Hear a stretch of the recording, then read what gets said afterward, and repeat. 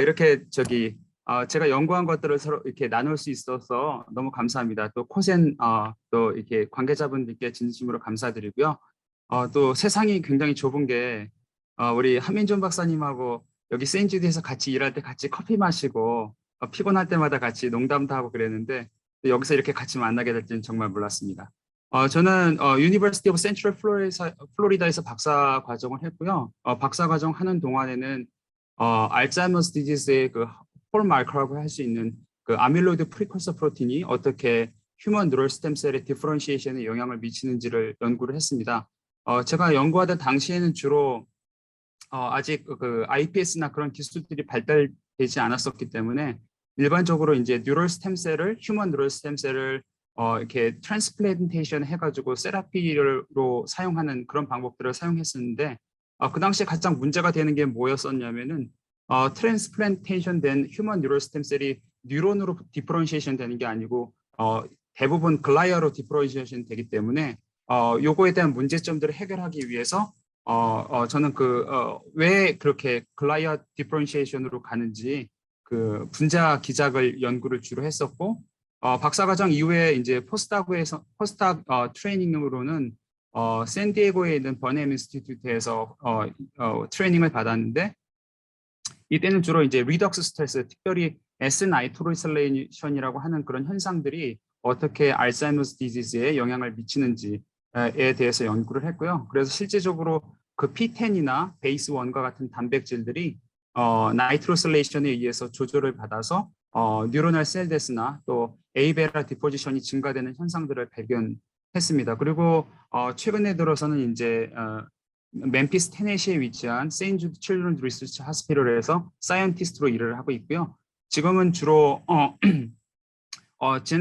지놈 인스테빌리티가 어떻게 뉴로 디제너레이션을 일으키는지 그 메커니즘을 연구하기 위해서 그러한 마우스 모델들을 제작하는 일들을 해왔었고 또 그 분자 기작을 이해하기 위해서 다양한 넥스트 제너레이션 시퀀싱 테크놀로지 예를 들면 뭐 칩식이나 드립식, RNA-seq, ATAC-seq 같은 그리고 나아가서 10x 싱글셀 지노믹스 테크놀로지들을 많이 이용을 해왔습니다. 그래서 혹시라도 저의 이러한 어떤 연구 경험들이 다른 한국의 연구자분들에게 도움이 되셨으면 좋겠다는 생각을 하고 있습니다.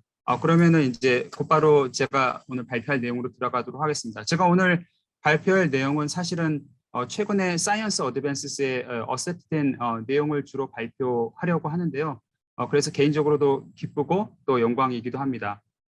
그래서 오늘 주로 발표할 내용은 지놈 인스테빌리티가 어떻게 브레인에 위치한 여기 보시는 이 작은 세러벨럼이라는 티슈 안에 존재하는 아주 굉장히 희귀하게 존재하는 펄킨지 셀이라는 셀들이 있는데 그 셀의 스트럭처와 크로마틴 스트럭처와 RNA 메타볼리즘을 조절을 해서 뉴로 디제너레이션을 일으키는지에 대해서 말씀드리도록 하겠습니다.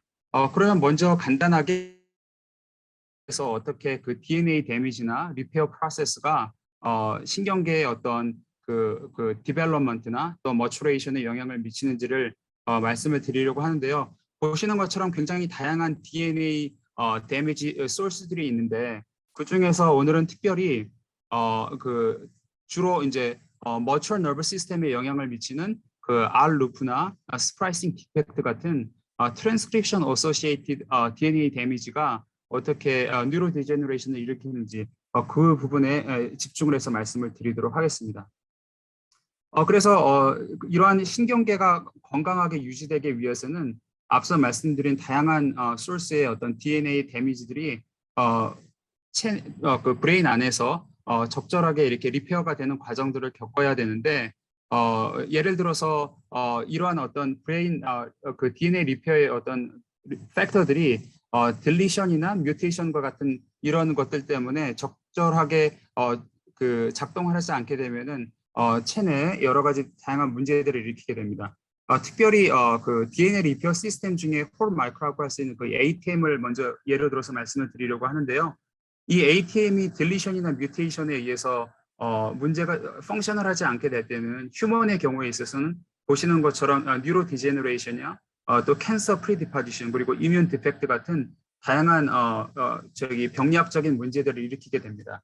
그래서 많은 연구자들이 이 ATM의 역할, 그 지놈 인스테빌리티 신드롬에서의 역할들을 연구하기 위해서 다양한 ATM 디피션트한 마우스 모델들을 만들어 왔는데요.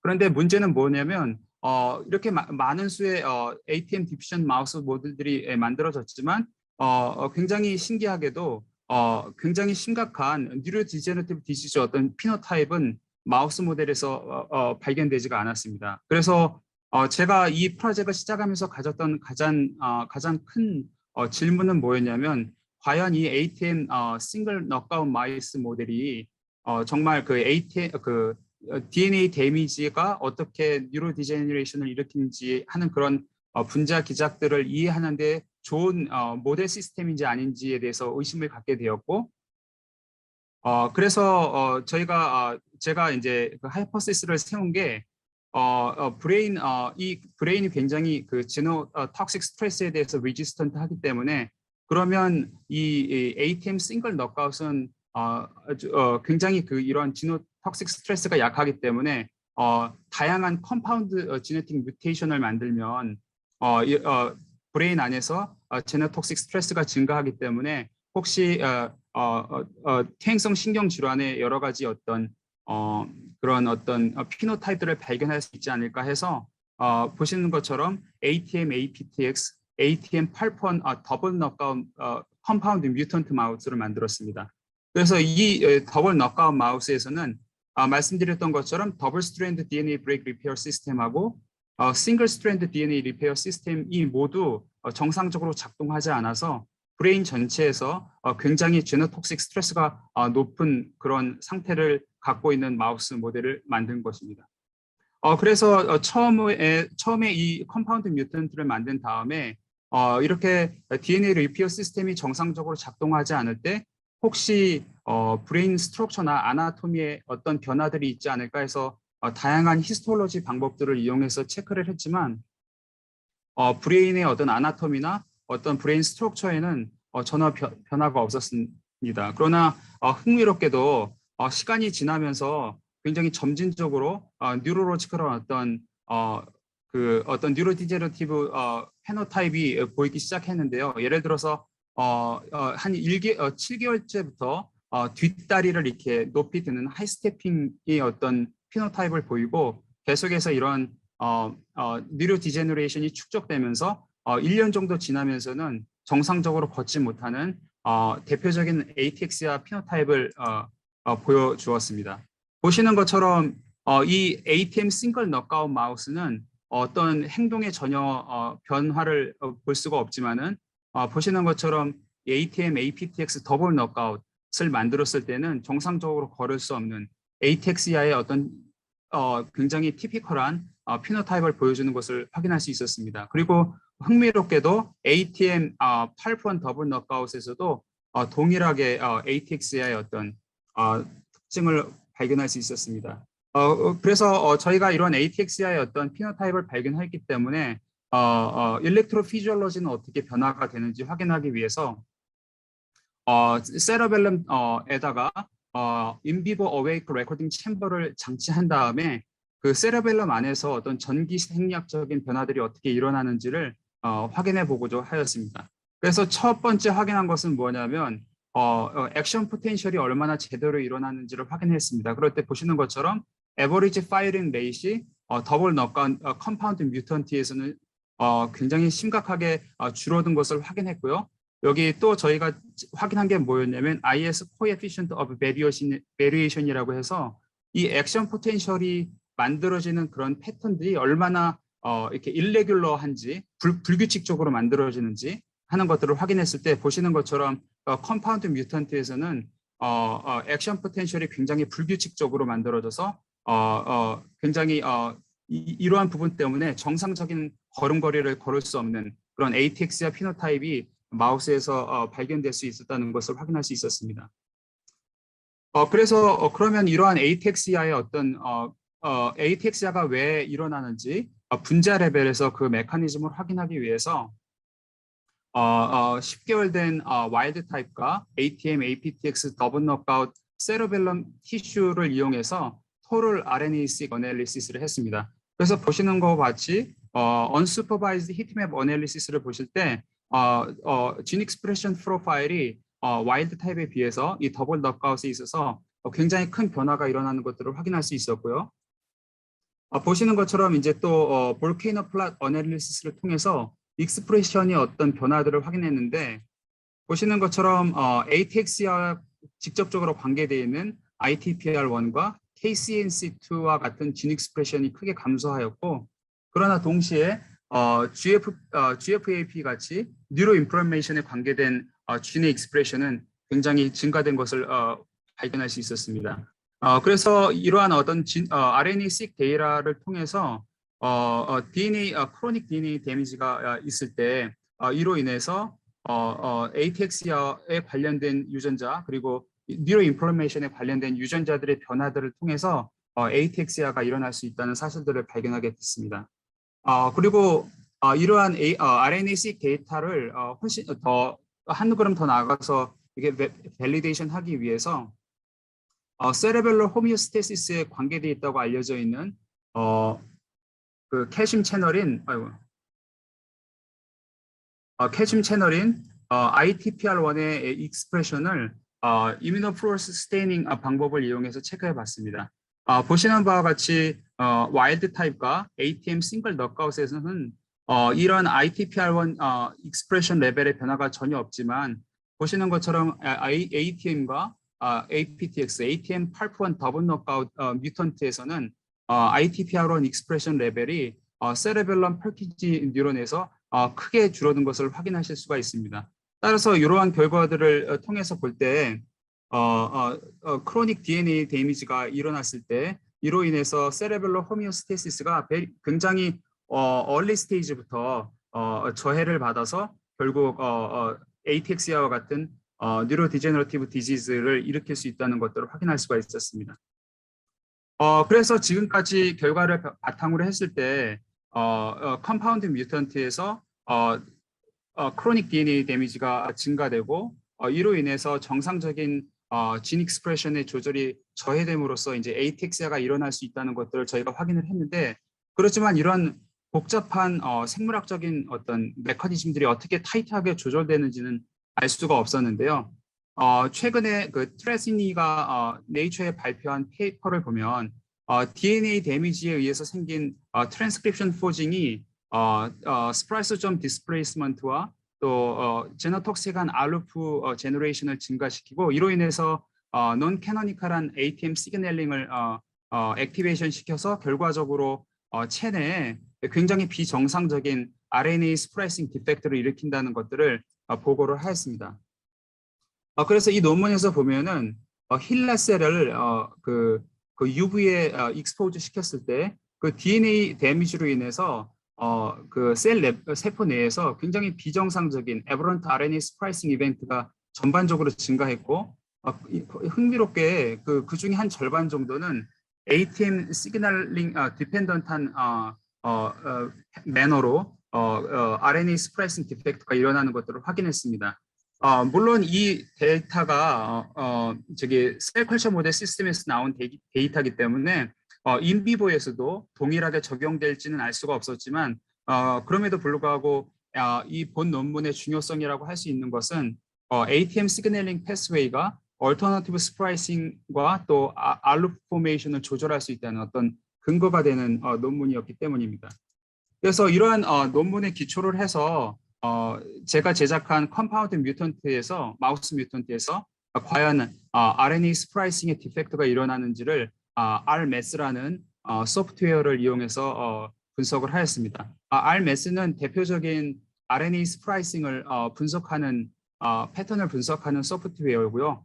보시는 것처럼 빨간 바가 제가 제작한 더블 너크아웃 마이스인데 보시는 것처럼 DNA 리페어가 정상적으로 일어나지 않을 때 전반적으로 에버런트 RNA 스프라이싱 이벤트가 증가되는 것을 보실 수가 있고요. 그 중에 특별히 인트론 리텐션의 이벤트가 굉장히 크게 증가한 것을 보실 수가 있습니다. 그러고 나서 이제 저하고 그 RNA-seq 데이터를 주로 분석해줬던 팀이 계속 그 커뮤니케이션을 하면서 굉장히 흥미로운 발견을 하게 되었는데요. 이상하게도 세러벨럼에 있는 펄킨지 셀에서만 익스프레션이 되는 유전자 군들이 특별하게 DNA 데미지에 의해서 크게 영향받는다는 것을 발견할 수가 있었습니다. 보시는 것처럼 이 각각의 그레이 닷은 전체 유전자들을 각각의 유전자들을 말하는 거고, 보시는 것처럼 이 파란 그 닷은 펄킨지 셀에서만 스페시픽하게 익스프레션 되는 유전자의 진 셋을 보여주고 있습니다. 그리고 이 y 엑시스는 진 익스프레션 레벨을, 그리고 이 x 엑시스는 인트론 리텐션을 의 정도를 보여주고 있는데, 보시는 것처럼 더블 너크아웃 컴파운드 마우스에서는 펄킨지스 스페시픽한 진들의 경우에 있어서 진 익스프레션이 전반적으로 감소되고 또 인트론 리텐션이 증가되는 이러한 인버스 코릴레이션을 발견할 수가 있었습니다. 그러나 보시는 것처럼 그래뉼 셀에서는 어떤 특이한 어떤 변화들을 발견할 수가 없었는데요. 이런 결과들을 바탕으로 했을 때 DNA 크로닉 DNA 데미지 상에서 펄킨지스 스페시픽한 진들이 특이적으로 더 서셉터블하다는 것을 확인할 수가 있었습니다. 그리고 이번에는 DNA 데미지가 직접적으로 RNA 트랜스크립션을 조절하는 RNA 폴리머레이즈 2의 카이네틱스에 영향을 미칠 수 있는지를 확인을 했습니다. 일반적으로는 옥시데이션이나 베이스 모디피케이션 같은 DNA 데미지가 있을 때 이런 DNA 데미지가 정상적인 트랜스크립션의 어떤 프로세스를 저해한다는 것들은 이미 알려져 있는데요. 그래서 그러한 어떤 현상들이 제가 제작한 이 컴파운드 뮤턴트 마우스에서도 동일하게 발견될 수 있는지를 RNA 폴트 포스포세린 5 칩식을 통해서 확인을 해 보았습니다. 보시는 것처럼 이 RNA 폴트 포스포세린 5는 대표적인 액티브 RNA 폴트인데요. 그러니까 이 픽이 클수록 트랜스크립션이 많이 진행되고 픽이 작을수록 트랜스크립션이 저해된다는 것을 알 수가 있습니다. 보시는 것처럼 이렇게 컴파운드 더블 너크아웃 세레벨럼 티슈에서는 펄킨지스 스페시픽 진의 이 트랜스크립션 스타트 사이트에 보시는 것처럼 액티브 RNA 폴트 아큐펀시가 와일드 타입에 비해서 굉장히 줄어든 것을 볼 수가 있습니다. 이것은 트랜스크립션 자체가 저하됐다는 것을 의미하는 거고요. 이러한 결과를 더블 체크하기 위해서 또 RNA 폴트 포스포세린 5 칩 qPCR을 통해서 이 결과를 다시 확인할 수가 있었습니다.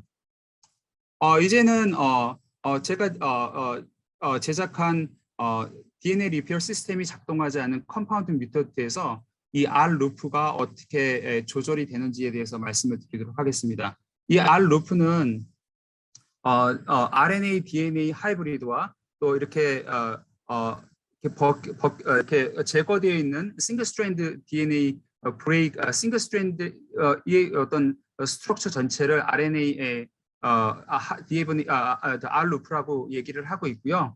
일반적으로는 이 현상이 밝혀진 것은 50년 전쯤이지만 그 이후로 어떤 기술적인 한계 때문에 이 알루프가 어떤 역할을 하는지 뭔지 의미를 잘 알 수가 없었습니다. 그래서 사람들이 그냥 트랜스크립션 바이 프로덕트라고만 이해를 했었는데 최근 들어서 이 알루프가 피지올로지컬한 어떤 중요한 역할들을 많이 한다고 알려져 있습니다. 예를 들어서 보시는 것처럼 마이토콘드리얼 DNA 레플리케이션과 또 정상적인 진 트랜스크립션, 그리고 이뮨셀에서는 IgG 아이소타입 스위치 리컴비네이션의 중요한 역할을 하는 것으로 알려져 있고요. 또 더 최근 연구는 비정상적으로 이 알루프가 지놈상에 존재하거나 또 증가가 되게 되면 지놈 인스테빌리티를 증가시켜서 결국은 셀 데스를 일으키거나 아니면 다양한 질병을 일으킨다고 알려져 있습니다. 그렇기 때문에 이 알루프는 굉장히 핫한 분야가 돼가고 있고요. 특히 이 G 쿼드루플렉스 DNA 스트럭처나 또 RNA DNA 힐리케이즈 그리고 RNA 바인딩 프로틴들은 이 알루프 자체의 어떤 스트럭처들을 굉장히 스테빌라이즈 하는 역할을 하고 있기 때문에 이 세 가지 어떤 타겟 부분들이 앞으로 RNA 세라피틱스에 있어서 중요한 세라피틱 타겟으로 생각이 되어지고 있습니다. 그러면 제가 제작한 DNA 리페어가 잘 일어나지 않는 그래서 전반적으로 DNA 데미지가 증가되어 있는 브레인에서는 마우스 브레인에서는 이 R루프가 어떻게 생성되어 있는지에 대해서 확인을 해 보았습니다. 이를 위해서 그 R루프를 스페시픽하게 레코그나이즈하는 그 S.6라는 엔티바디를 이용해서 이뮤노히스토케미스트를 했고요. 와일드 테이프에서는 보시는 것처럼 메이저 레벨의 R루프가 형성되어 있는 것을 보실 수 있는 거에 반해서 ATM, APTX 더블 너크아웃 세러벨럼에서는 보시는 것처럼 R루프의 레벨이 굉장히 증가되어 있는 것을 확인하실 수가 있습니다. 그렇지만은 이 세러벨럼이 그 이뮤노히스토케미스트리를 해보신 분은 아시겠지만 굉장히 스티키하기 때문에 넌스페시픽한 시그널들을 많이 보여줄 때가 있거든요. 그래서 이게 진짜 그 스페시픽한 R루프 시그널인지를 확인하기 위해서 RNA 힐리케이즈 액티비티가 있는 RNase H를 이 더블 너크아웃 세레벨럼 티슈에 처리를 해보았습니다. 그럴 때 보시는 것처럼 이렇게 스트롱하던 시그널이 이렇게 감소된 것들을 확인하실 수가 있는데 이를 통해서 볼 때 이 시그널이 진짜 스페시픽한 R루프 시그널이라는 것을 확인할 수가 있었고요. 이 이외에도 S9.6 슬랍블랏 에세이 그리고 드립 qPCR 그리고 드립식이라는 기술들을 이용해서 제가 제작한 이 컴파운드 뮤턴트 브레인 안에서 R루프의 생산이 증가된 것을 확인할 수가 있었습니다. 여태까지 그래서 제가 확인한 것들을 통해서 볼 때 그 브레인 안에 특히 펄킨지 셀 안에 셀러벨럼 안에 있는 펄킨지 셀이 특별하게 이제 DNA 데미지에 굉장히 민감한 반응을 보이는데 그 원인과 메커니즘에 대해서는 알 수가 없었거든요. 그래서 그것을 연구하기 위해서 이렇게 리터러처 서치를 하던 가운데 코엘과 그 동료들이 보고한 것들을 발견할 수가 있었습니다. 그래서 이 친구들이 했던 실험이 뭐냐면 DNA 데미지 마커인 감마 H2X와 또 헤테로크로마틴의 마커인 HP1 알파의 코 이뮤노 스테이닝을 했습니다. 그리고 2브레이의 레디에이션을 조사했을 때 DNA 데미지로 인해서 굉장히 큰 감마 H2S 포사이의 증가량을 보실 수가 있습니다. 그런데 여기 이 오버랩된 이미지를 보시면 이 감마 H2X 포사이 시그널과 HP1 알파의 시그널이 서로 오버랩되지 않는 것을 확인하실 수가 있습니다. 요거는 좀 더 퀀티터티브한 결과인데요. 이런 결과에 따라 결과에 기초했을 때 결국은 DNA 데미지가 헤테로크로마틴 로 사이에서 일어나는 것이 아니고 와이드 오픈 크로마틴 스트럭처 그러니까 유크로마틴 로 사이에 더 프리퍼런셜하게 DNA 데미지가 많이 일어난다는 것을 확인할 수가 있었습니다. 그래서 이러한 결과들을 기초로 해서 제가 발견했던 펄키티 셀의 서셉터비티가 바로 이제 크로마틴 스트럭처에 따라서 조절되는 것은 아닌가 가정을 하고 이것을 확인하기 위해서 셀 타입 스페시픽 에이텍식을 하였습니다. 셀 타입 스페시픽 에이텍식은 그 글로벌한 크로마틴 스트럭처의 변화들을 펄킨지 셀과 그래뉼 셀에서 확인하기 위한 목적이었는데요. 그래뉼 셀 같은 경우에는 세러벨럼 안에서 굉장히 많은 수로 존재하기 때문에 큰 문제가 없지만은 펄킨지 셀 같은 경우에서는 굉장히 레어 셀 파퓰레이션입니다. 제가 점검을 했을 때 0.1%보다도 더 적게 아주 소량으로 존재하기 때문에 일반적인 벌크 에이텍식을 사용했을 때는 이 펄킨지 셀 스페시픽한 에이텍 픽의 시그널을 감지를 할 수가 없었습니다. 감도가 떨어져서. 그래서 제가 어쩔 수 없이 다른 방법을 선택한 것이 뭐냐면 뉴엔이나 ITPR1 같은 엔티바디를 사용해서 그레뉴셀 그리고 펄킨지 셀 스페시픽한 뉴클레아이를 팩스 솔팅을 통해서 따로 이렇게 분리를 해낸 후에 각각의 이렇게 분리해낸 이런 어떤 셀 타입 스페시픽한 뉴클레아이를 이용해서 에이텍식을 한 후 크로마틴의 글로벌 레벨의 어떤 크로마틴의 변화들을 확인한 것이었습니다. 그래서 여기 보시면은 이게 이제 디테일한 데이터는 시간상 보여드릴 수가 없어서 그냥 큰 데이터만 보여드리려고 하는데요. 각각의 이 닷들은 그래뉼 셀 스페시픽한 진들이고요. 여기서는 이 빨간 닷은 ፐ킨지 셀 스페시픽한 진들을 나타내고 있습니다. 이 x-액시스는 이 각각 진들의 어떤 전체의 사이즈를 보여주고 있는 것이고요. 이 y-액시스는 그러니까 전체 각 진 안에 있는 토탈 ATEC 픽의 그 길이의 총합을 보여주고 있는 것입니다. 그리고 이러한 결과를 볼 때 보시는 것처럼 이 펄키지 셀 스페시픽한 유전자들 안에 유전자들의 어떤 크로마틴 스트럭처가 훨씬 와이드 오픈 크로마틴 스트럭처라는 것을 이 셀 타입 스페시픽 ATX 결과를 통해서 알 수가 있습니다. 그래서 마지막으로 제가 앞에서 말씀드렸던 것처럼 오픈 크로마틴 스트럭처일 때 더 DNA 데미지에 민감하다고 말씀드렸는데 그것을 확인하기 위해서 gamma H2AX 칩 qPCR을 했습니다. 그래서 먼저 퍼킨지 셀 스페시픽한 진인 ITPR1과 그리드2 진 로사이에서 gamma H2AX의 어떤 아큐펀시를 확인했을 때 보시는 것처럼 더블 럭아웃에서 훨씬 더 DNA 데미지가 많이 일어나는 것을 확인할 수가 있었고요. 그러나 그래뉼 셀 스페시픽한 진에서는 보시는 것처럼 더블 럭아웃에서 큰 DNA 데미지가 증가가 되지 않는 것을 확인할 수가 있었습니다. 이것은 이제 이 카툰은 전체 이 결과를 서머라이즈하는 어떤 카툰이라고 할 수 있는데요. 그래서 이 브레인 안에서 지노톡시스티를 증가시키기 위해서 ATM, APTX, ATM 팔프1과 같은 DNA 리페어 팩터 디피션트 마우스 모델을 만들었고 이 마우스 모델이 ATX야를 일으키는 것을 확인을 했습니다. 특별히 이 펄킨지 셀이 DNA 데미지에 굉장히 민감하게 반응해서 더 영향을 받는 것을 확인했고요. 또 셀 타입 스페시픽 ATX를 이용해서 이 그래뉼 셀과 이 펄킨지 셀이 각각 고유한 독특한 크로마틴 스트럭처를 갖고 있다는 것을 확인했고 특별히 유크로마틴, 와이드 오픈 크로마틴 스트럭처를 갖고 있는 이 펄킨지 셀의 경우 DNA 데미지에 훨씬 더 서셉터블하고 그로 인해서 RNA 폴트의 카이네틱스가 영향을 받고 또 RNA 스프라이싱의 디펙트가 일어나며 나아가서 지노톡식한 역할을 하고 있는 알루프의 생성이 훨씬 증가됨으로 인해서 전반적으로 패소제닉한 진 트랜스크립션을 일으키게 되고 이로 인해서 ATX야가 일어났다는 그런 스토리가 오늘 제가 발표한 내용의 전체라고 말씀을 드릴 수가 있습니다. 원래는 내용이 너무 많은데 이거를 시간 한계가 있어가지고 짧게만 말씀드리려고 하니까 충분히 설명이 못 된 부분이 있을 것 같아서 조금 죄송스러운 부분이 있고요. 지금 저는 이제 닥터 피터 맥키넌 랩에서 사이언티스트 일하고 있고요.